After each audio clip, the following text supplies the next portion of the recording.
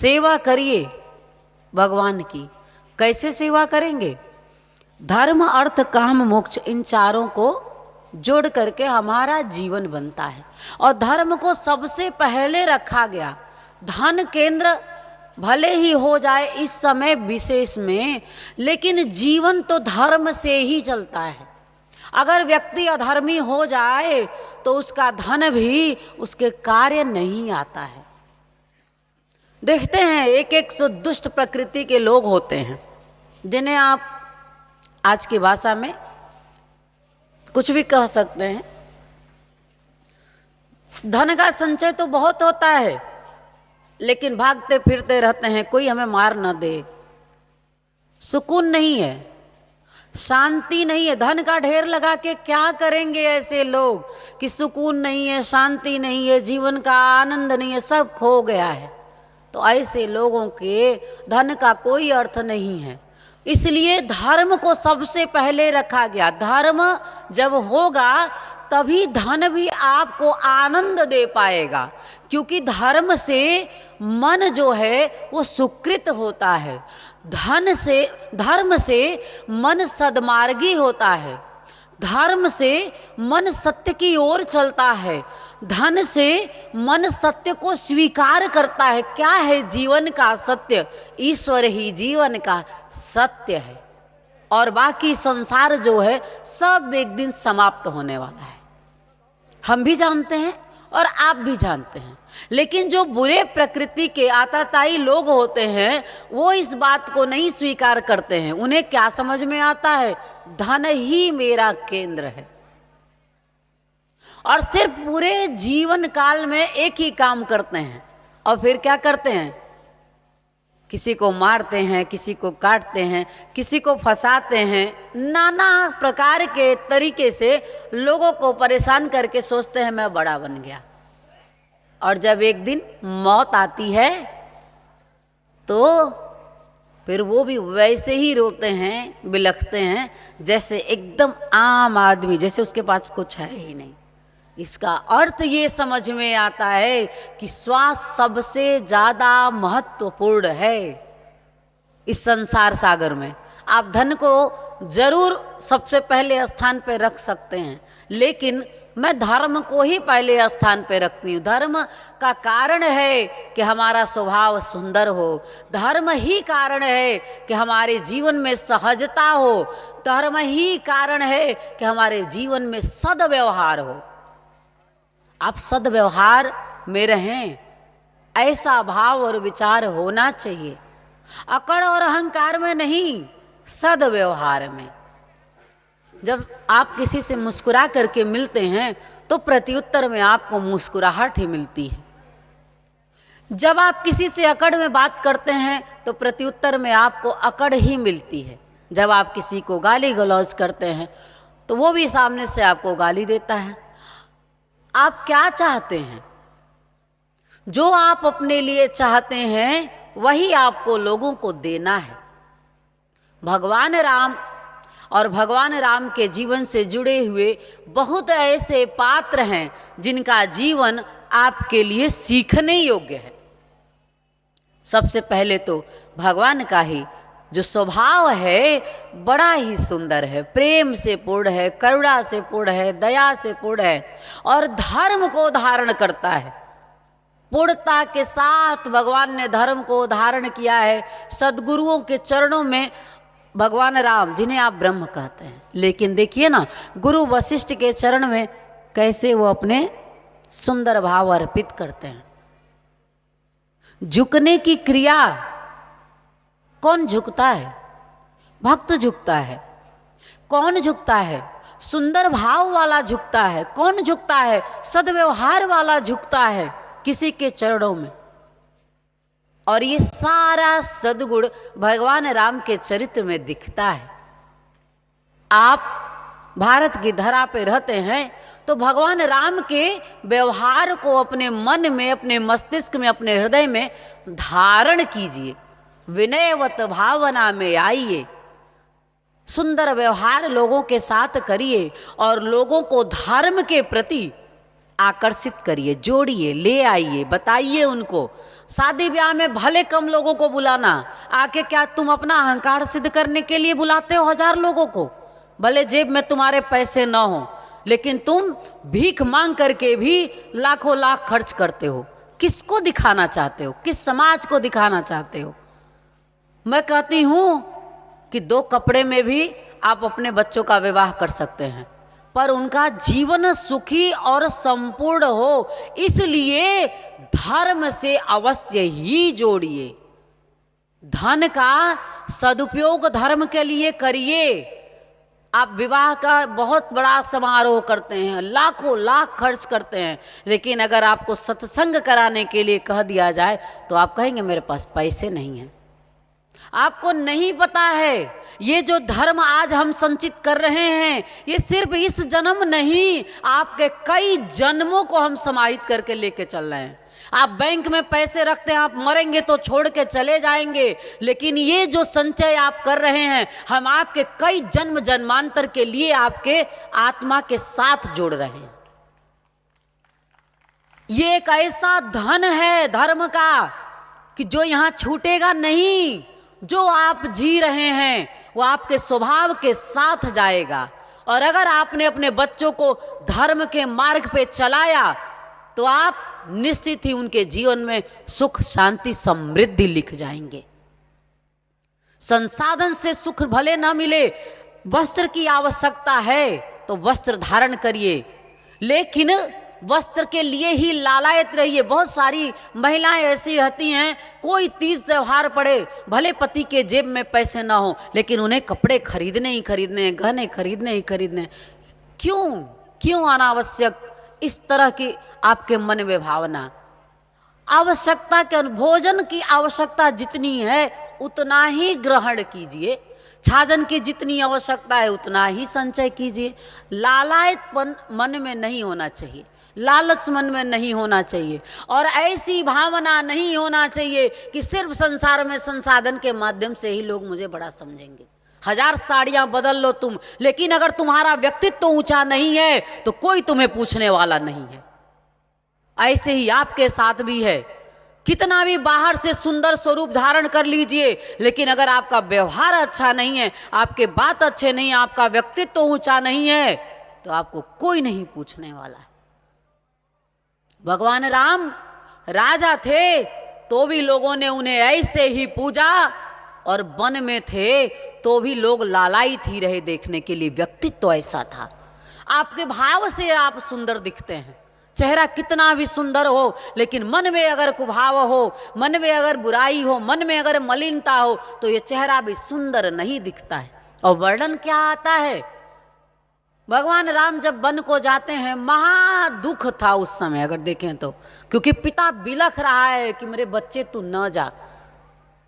तो जो राम जैसा पुत्र होगा, जिससे अगाध प्रेम है अपने पिता से, अपनी माँ से, अपने लोगों से, उनके हृदय में भी तो वही पीड़ा होगी ना। लेकिन फिर भी उस दुख में भी जब वो वन में जाते हैं तो जो देखता है वो ठहर जाता है, जो देखता है वो देखता ही रह जाता है।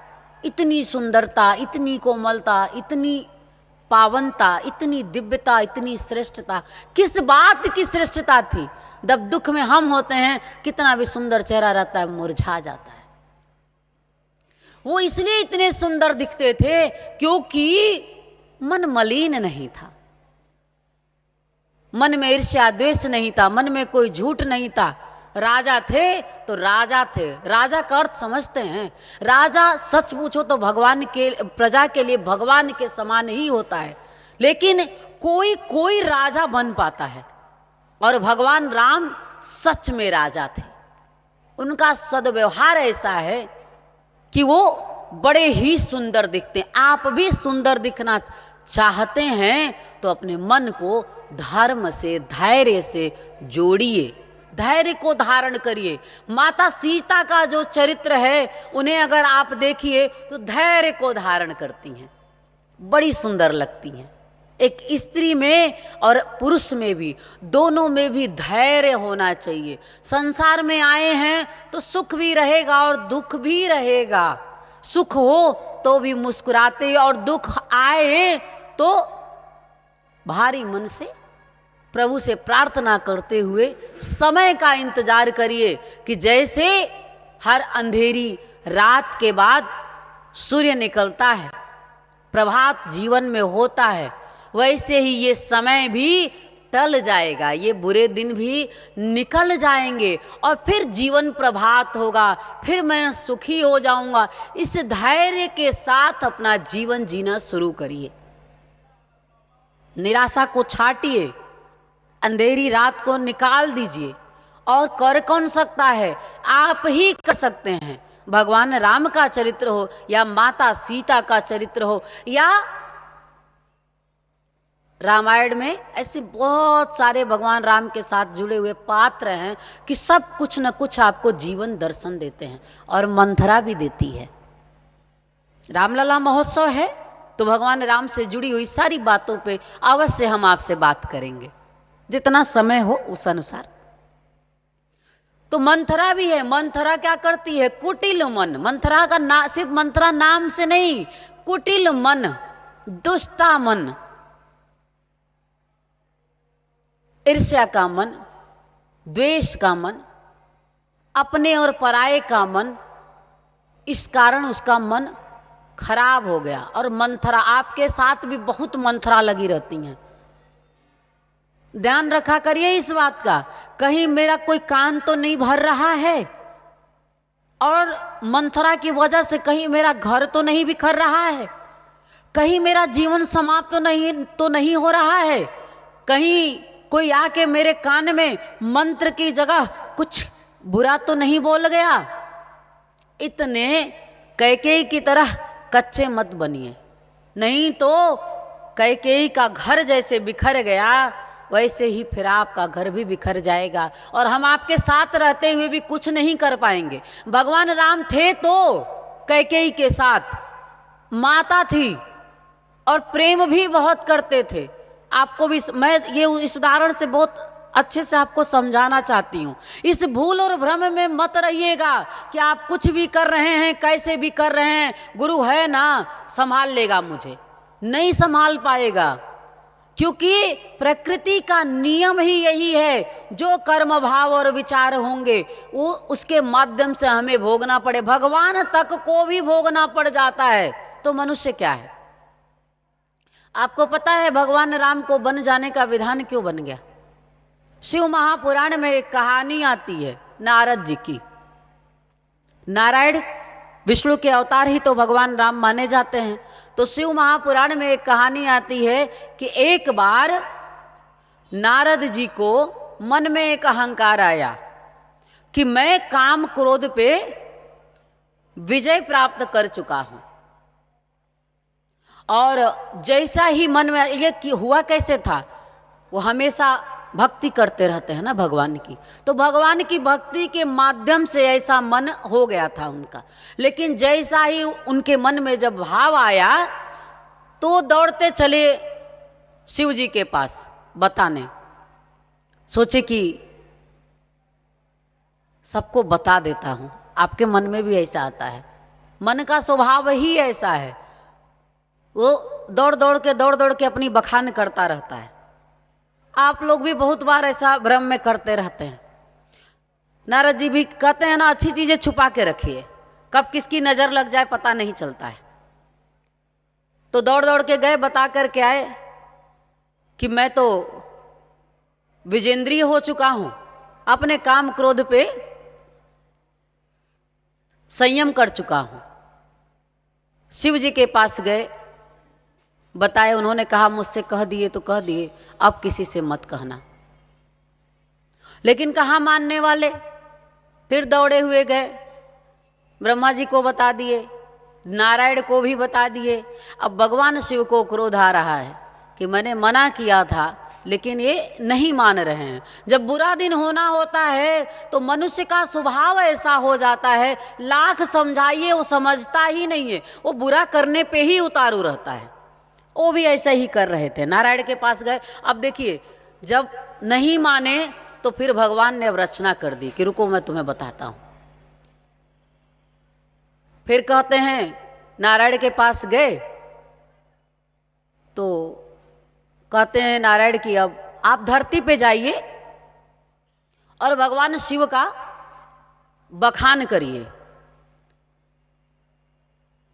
नारद जी आते हैं, लेकिन उससे पहले एक नगरी बसा दी जाती है और उस मोहिनी नगरी, ऐसा शिव महापुराण में वर्णन आता है। और यही मोहिनी का रूप धारण करके एक राजा, नगरी सोचो कुछ है नहीं लेकिन बसा दी गई, मोह की नगरी, माया की नगरी। आपके साथ भी ऐसा ही रहता है, धनवान होते नहीं हो धन का घमंड होता है, रूपवान होते नहीं हो रूप का घमंड होता है, कोई मान सम्मान हो ना समाज में लेकिन आपको अहंकार होता है कि मैं कुछ हूं। सही बता रही हूं, ये बहुत बड़ा एक भ्रम है मनुष्य के साथ। बड़ी छोटी सी इकाई है हम इस संसार सागर में, हमारा अस्तित्व ऐसा है कि फूंक मारे भगवान तो हम उड़ जाएं। भगवान के आदमी तो छोड़िए, मैं सिर्फ भगवान की ही बात करती हूँ। अच्छा बताओ, भगवान के सामने हमारा और आपका क्या अस्तित्व है यार? कुछ भी तो नहीं है, पानी के बुलबुले जैसे तो हैं, छुएगा तो हम फट जाएंगे। किस बात का अहंकार करना, काय को परेशान रहते हो? और किस बात की चिंता भी करना? क्या हजारों वर्ष जीने के लिए आए हो क्या? 25, 50, 60, 70, 100 के अंदर इसी मट के इस संसार से विदा हो लेना है, तो किस बात का दुख? जैसा जो चल रहा है प्रयास करते रहिए, अच्छे के लिए प्रयास करते रहिए, अच्छे के लिए प्रार्थना भी करते रहिए, अच्छे के लिए। लेकिन जीवन को दुखी मत करिए, परेशान मत करिए अपने आप को कि नहीं नहीं नहीं बस संसार संसार संसार, यही करते करते राम नाम सत्य। गुरुजी अक्सर शिविर में करवाते हैं राम नाम सत्य। अरे तो इतना जरूर ध्यान करो, कितने साल के हो गए? 25, 50 साल के, 60 साल के हो गए तो कितनी उम्र ही बची है कि उसके लिए पागल हुए जा रहे हो? संसार जितना सजा है बहुत सुंदर सजा है, और सजाने की कोशिश जरूर करना, पर दुखी मत होना, परेशान मत होना, और नहीं तो आपके साथ भी ऐसे ही खेल हो जाएगा। तो माया की नगरी बसा दी गई और भगवान ही मोहिनी का एक सुंदर रूप लेकर के स्त्री खड़ी हो गई सामने। अब नारद जी को लगता है कि मुझे भी विवाह करना है। स्त्री को देखा, अक्सर स्त्रियों को देख करके पुरुष सब भूल जाता है, अपने आप को ही भूल जाता है, अपना व्यक्तित्व तो भूल जाता है, मैं कौन हूं ये भूल जाता है, स्त्री के पीछे भागना शुरू कर देता है। अक्सर आज भी ऐसा बहुत समाज में ऐसा सुनने को मिलता रहता है कि आए दिन एक नाना प्रकार की घटनाएं घट रही हैं। वैसे तो मैं कहती हूँ, हे प्रभु, स्त्री हो या पुरुष, अगर कोई किसी से जुड़े तो सिर्फ प्रेम भाव से जुड़े, ऐसे विकृत मन से ना जुड़े कि मैं तुम्हें मारूं और तुम मुझे मारो। ये विचारधारा ही एकदम नर्क की है। कोई किसी प्रेम, आज का विवाह संबंध जो होता है उसमें नर्क की जैसी स्थितियां दिख रही हैं। न पति को प्रेम है न पत्नी को प्रेम है, जबरदस्ती का जोड़ दिया जाता है और पता चलता है कुछ दिन तक झगड़े करते हैं, उसके बाद से मारना काटना भी चालू हो जा रहा है। जब ऐसी घटनाएं सुनने को मिलती हैं तो लगता है कि सब मानसिक रोगी होते चले जा रहे हैं। इन सब को ध्यान करने की आवश्यकता है। पहले सिर्फ लड़कियों के लिए लोग डरते थे कि अच्छे घर में हमारी बेटियां जाएं और वहां जा कर के राज करें। आज तो बेटों के लिए भी लोग डरने लगे हैं कि पता नहीं कैसी लड़की आएगी, मेरे घर को आबाद करेगी या बर्बाद कर देगी। अपने कर्तव्य धर्म अच्छे से निभाइए, और माताएं इसमें बहुत बड़ा रोल कर सकती हैं। बचपन से ही उनको सुंदर बनाइए, बचपन से ही सुसंस्कृत बनाइए, उनके अंदर ऐसे व्यवहार भरिए, नहीं तो बड़े होने के बाद वो टूटते हैं। कहते हैं ना, बांस टूट जाता है जब नाजुक रहता है, कैन बोलते हैं गांव में, जब नाजुक रहता तभी तक झुकता है, तभी आप उसका उपयोग कर सकते हैं, नहीं तो बड़ा हो जाएगा तो जैसे झुकाओगे वो टूट जाता है। घर बिखर रहा है, कारण क्या है कि हम अपने संस्कार छोड़ रहे हैं। हमारे भारत की संस्कृति क्या कहती है? प्रेम करो। प्रेम करोगे तो अपने आप धोखा नहीं दे पाओगे। किसी से जब आप प्रेम करोगे ना तो आप किसी को धोखा नहीं दे पाओगे। जब प्रेम खत्म होता है तब हम धोखा देते हैं। अच्छा चलो मान लेते हैं आपके मन को कोई पसंद आ ही गया, विवाह हो गया, उसके बाद भी मन को कोई पसंद आ ही गया, और फिर कोई पसंद आ गया, फिर कोई पसंद आ गया, फिर कोई पसंद आ ही गया। अगर मन पे संयम नहीं रखोगे तो ये मन ऐसा है कि बस चलता चलता चलता चला जाएगा। फिर क्या होगा?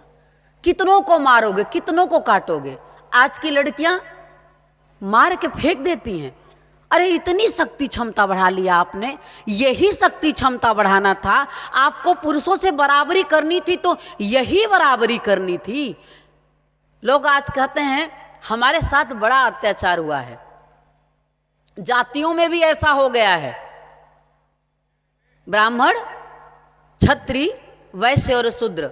तो कभी शूद्र की बात थी। शूद्र पहली बात किसको कहा जाता था? जो मन से, जो विचारों से उच्च नहीं था, जो अच्छे विचार को धारण करता था, जो अच्छा कार्य करता था, जो ज्ञान को धारण करता था, उसे ब्राह्मण कहा।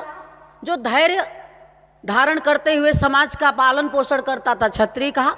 जो कार्य करते थे व्यापार का, उसे वैश्य कहा। और जो मलिन मन के होते थे, जिन्होंने अपने व्यक्तित्व को उच्चता नहीं दी, उन्हें शूद्र लोग कहते थे, है ना। अब आज क्या है कि किसी को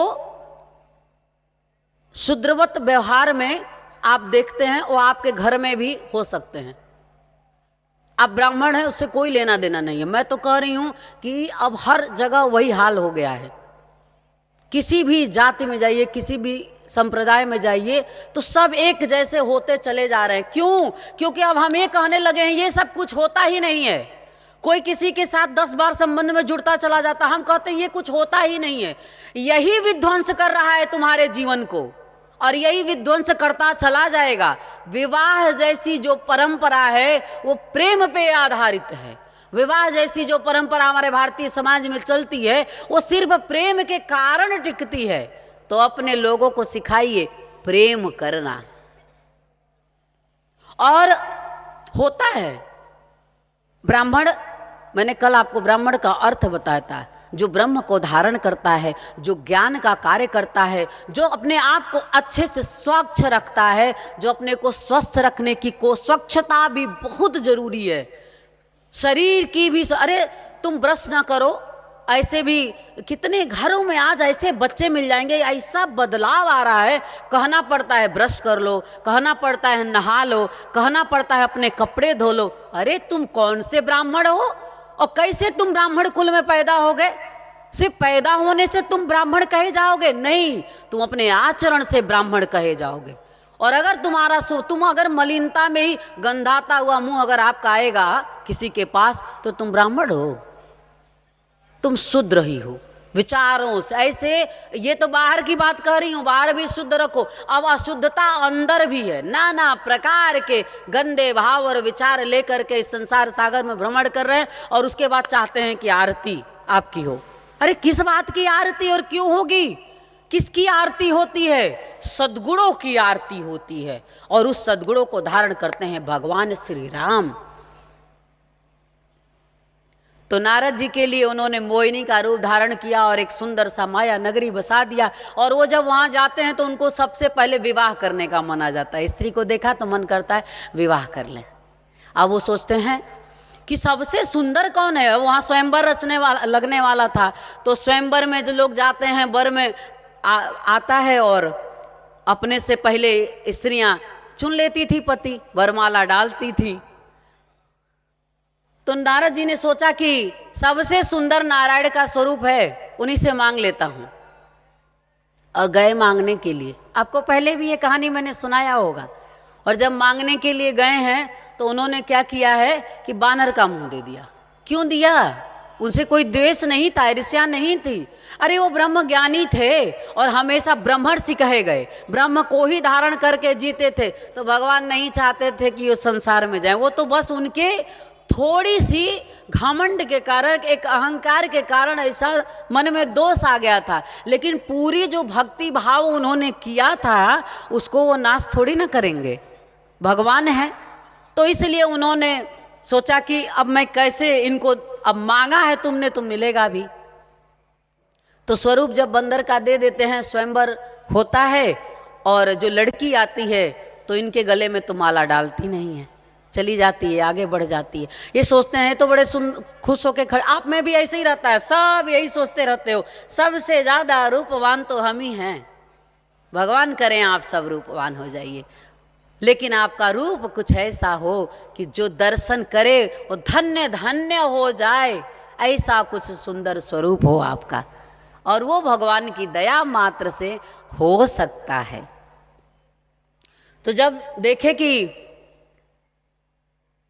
माला तो गले में पड़ी नहीं, आगे बढ़ गई लड़की, तब जाके भाग के जाते हैं और सरोवरों में अपना मुंह देखते हैं पानी में, और जब देखते हैं अपना चेहरा तो बड़े ही परेशान हो जाते हैं और भागते हुए जाते हैं और नारायण को जाके श्राप दे देते हैं कि जाइए, स्त्री के लिए जिस तरह आज मैं व्याकुल हूं, आप भी एक दिन ऐसे ही स्त्री के लिए व्याकुल हो जाएंगे। और भगवान स्वीकार भी कर लेते हैं, भगवान सब स्वीकार करते हैं, आपका अच्छा भी आपका बुरा भी। इसलिए भगवान को सिर्फ अच्छा ही बोला करिए, क्योंकि भगवान आपको बहुत कुछ दिया है, उस दाता ने आपके लिए बहुत कुछ किया है, आपकी जिंदगी को सजाया है, आपकी जिंदगी को संवारा है उस भगवान ने। इसलिए भगवान के लिए हमेशा अच्छा सोचा करिए, गुरु भगवान के लिए भी, क्योंकि गुरु भगवान ही होता है। गुरु ब्रह्मा गुरु विष्णु गुरु देव महेश्वर, गुरु साक्षात पर ब्रह्म तस्मै श्री गुरुवे नमः। कहीं बुरा सोच के कहीं अपने जीवन में बुरा मत कर लेना। तो नारद जी श्राप तो दे दिए, और श्राप देने का तनिक फिर बुद्धि आई, और जब बुद्धि आई तो चरण में लेट गए, बहुत बड़ी गलती हो गई।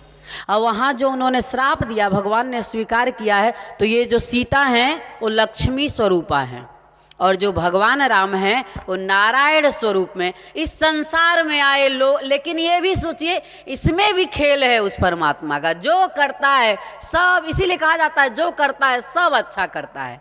अब इस माध्यम से वो धरा पे आए और उन्होंने ये सीख दी कि मनुष्य रूप में होते हुए भी तुम उस परम को धारण कर सकते हो और अपने व्यक्तित्व को उस परम के रूप में इस संसार सागर में स्थापित कर सकते हो। भगवान राम के स्वरूप से ये जीवन दर्शन। नारद के साथ ऐसी घटना न घटती और ना वो श्राप देते तो फिर भगवान कैसे आते इस धरा पे। तो जो करता है वो अच्छा ही करता है। और वन में भी जब जाते हैं तो वहाँ भी कितने ऐसे पड़े हुए थे जिनका सबको उनको कल्याण ही, रावण को भी मार के कल्याण ही तो किए। जब तुम राक्षस बन जाओ तो मर ही जाना अच्छा है, उसको सुख थोड़ी ना मिलता है। रावण को कभी सुख मिला? 1 लाख पूत 1.25 लाख नाती ता रावण घर दिया न बाती, कोई सुख था क्या? महा दुख हुआ है अंत में उसको, है ना। तो इससे अच्छा ये है कि साधारण सा एक भक्त बन जाए, क्योंकि भक्ति में परम सुख है, भक्ति में परम आनंद है, और भक्ति की शक्ति से आपका जीवन बड़ा सुंदर बड़ा सुखद हो सकता है। और भगवान राम के चरणों में सिर्फ इसीलिए आत्मनमन करना है आपको, और सीता के धैर्य को इसीलिए धारण करना है कि जीवन सजे, और मंथरा की तरह कार्य कभी नहीं करना है, ना मंथरा की तरह कार्य करना है और ना ही मंथरा को अपने जीवन में शामिल करना है। सच कह रही हूं कि नहीं? कोई अगर स्त्री का स्वभाव ऐसा हो कि वो दिन रात आपके कान भर भर के, चाहे अपने आपके सास के बारे में, आपके पति के बारे में, आपके अपने लोगों के बारे में, अगर ऐसा कोई व्यक्ति है तो धीरे से उनसे प्रणाम कर ली। जैसे शुरू करें वैसे कह दीजिए कि क्षमा करिएगा, हम इन सब बातों में ज़्यादा नहीं रहना चाहते हैं, आप कुछ अच्छी बातें करिए हमसे। तुरंत रोक दो, तुरंत, क्योंकि तुम्हारा मन, तुम कोई इतनी भगवत्ता को धारण किए नहीं हो कि तुम्हारा मन प्रभावित न हो। जब आप कालिक की कोठरी में जाएंगे तो आपके ऊपर भी लग ही जाएगा, आप भी गंदे हो ही जाएंगे। इसलिए सबसे सुंदर साधन ये है कि वहां से कैसे बच के निकल जाया जाए। और भक्ति भाव प्रेम भजन जहाँ कहीं भी हो रहा हो वहाँ ज़रूर बैठिए, क्योंकि अच्छी बातें जब कान में जाती हैं तो फिर हमारे मन को सुकून मिलता। आज सुबह आपने ध्यान किया, कितना अच्छा लग रहा था, कितना शांति से पूर्ण लग रहा था। एक एक चेहरे को जब मैं देख रही थी, एक आपको जब मैं स्पर्श कर रही थी, तो मैं आपकी शांति को एहसास कर रही थी। और मुझे पता है कि बहुतों ने हमारी उस शांति को भी एहसास किया। आनंद टीवी से जुड़ने के लिए आप हमें व्हाट्सएप करें 9277395752 पर।